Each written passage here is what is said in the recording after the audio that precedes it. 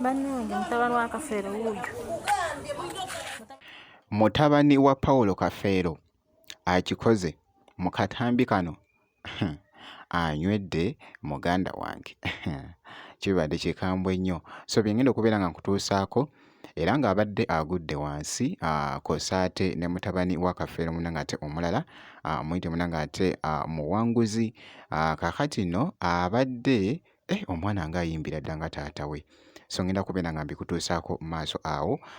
Pallaso kw'ossa ate ne muganda we Wizo Manizo byonna ngenda kubeera nga mbikutuusaako. Kakasa nti osubscribinga kw'ossa ate ne vidiyo ogimpeera like kasita obeera nga tonnaba. Akatambi k'entansi nako ke k'omukulu munnange ate Ssentongo Kafeero. Muganda wange tebibadde byangu. Bannange mutabani wa Kafeero wuuyo. Mutabani wa Kafeero wuuyo Bruno K gwe yasondera ssente. Mutabani wa Kafeero wuuyo agudde wano atamidde. Mutambuze video packet ke ku Bruno K ne meeya ono Happy Way Food. Mutabani wa Kafeero wuuyo.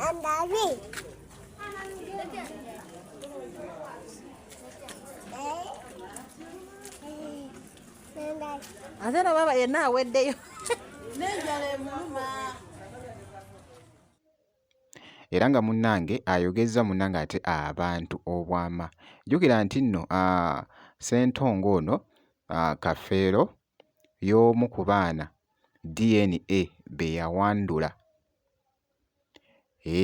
Era nga gye buvuddeko abaddeko ku kiboozi ne Bruno K era nga baavaayo abantu ne bamusondera by the way n'ensimbi.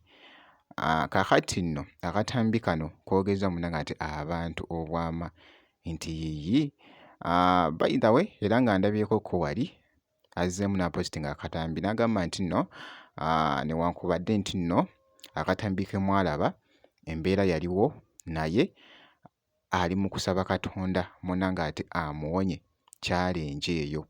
Ssentongo bw'atyo bw'abadde akakasa ku katambi ke ndabye ku TikTok. So nga ate ne mutabani wa Kafeero munnange ate omulala era DNA gwe yawandula mwana mulenzi ono munnange ate muwanguzi. By the way omwana ono ali mu kwogeza naye munnange ate abantu obwama era nga ndaba agetinga nnyo munnange ate vayiro ku mikutu egy'enjawulo. So akatambi kano balaze akatambi kano ng'ali mu kuyimba kuzimu ennyimba za kitaawe kankyogere bwe ntyo.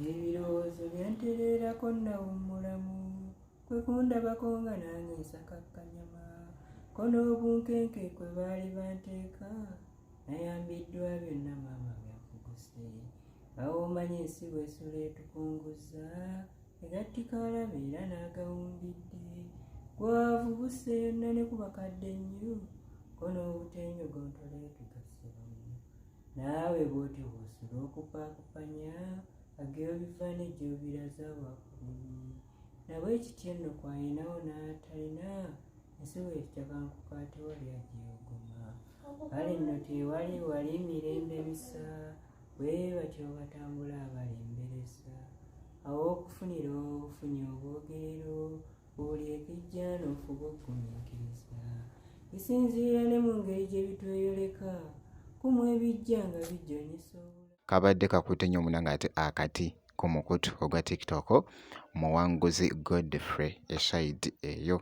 Awo nno nkwongeddeyoko Wizo Manizo kw'ossa ate ne Pallaso. Wizo abadde nga visitinzeko munnange ate Pallaso mu maka ge amapya naye olubozi lubadde lukutte akati. Actually byonna gye biggweredde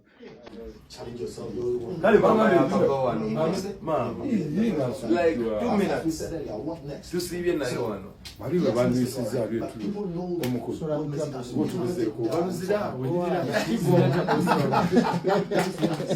obamba poti tuli kwa Argentina nena Argentina tujitwale ne Brazil yannu ale Ronaldo yannu ekati sikyalina kisa ne Messi agende you are right